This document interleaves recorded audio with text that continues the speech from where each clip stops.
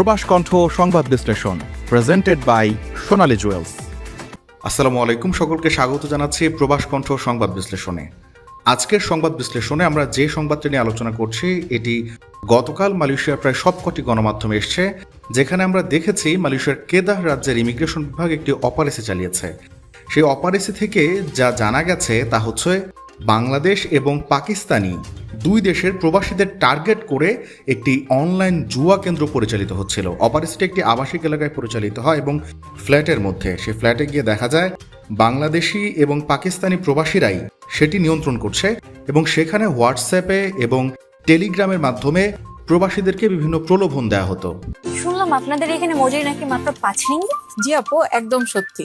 সোনালী jewels থেকে 10 গ্রামের উপরে গহনা ক্রয় করলেই পাচ্ছেন প্রত্যেক গ্রামের মজুরি মাত্র 5 রিং। সত্যি? We have collections from Dubai, Turkey, Kolkata and many more. কি বলছেন? ঠিক তাই, কারণ আমাদের এখন চলছে গ্র্যান্ড ওপেনিং অফার। এত সুন্দর অফার, এই আমাকে একটা কিনে দাও না। আপু তাহলে এটা দিয়ে দেন। অবশ্যই ভাইয়া। সোনালী জুয়েলার্স থেকে 10 গ্রামের ওপরে গহনা ক্রয় করলে পাচ্ছেন প্রত্যেক গ্রামের মজুরি মাত্র 5 রিঙ্গিত। খুব অল্প বিনিয়োগে বেশি আয়, এছাড়াও জুয়াকে সরাসরি জুয়া হিসেবে না দেখিয়ে বিভিন্ন মোড়ক উপস্থাপন করে প্রবাসীদের প্রলোভন দেখানো হতো এবং আকৃষ্ট করা হতো, যার ফলে অনেক প্রবাসী কিন্তু এর মাধ্যমে প্রতারিত হয়েছেন। ইমিগ্রেশন বিভাগ গোপন সংবাদের ভিত্তিতে সেখানে অভিযান চালায় এবং একাধিক বাংলাদেশিকে সেখান থেকে আটক করা হয়। যদিও কতজন বাংলাদেশি প্রবাসী সেখানে গ্রেপ্তার হয়েছেন তা বিস্তারিতভাবে ইমিগ্রেশন বিভাগ জানায়নি। তারা জানিয়েছে গোপনীয়তার স্বার্থে, কারণ এই দলটি আরও বড় এবং বাকিদের ধরার জন্যই মূলত প্রকৃত সংখ্যা এবং গ্রেপ্তারকৃতদের পরিচয় এখনও প্রকাশ করা হয়নি।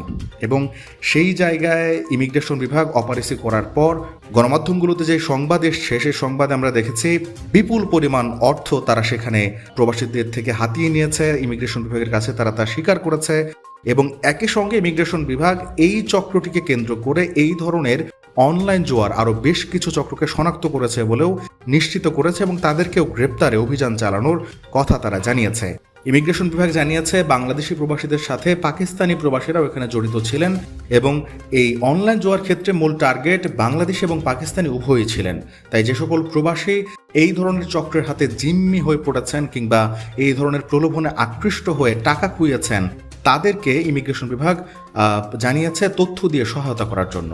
দর্শক, এই ছিল আজকের সংবাদ বিশ্লেষণ। এতক্ষণ সঙ্গে থাকায় ধন্যবাদ সবাইকে।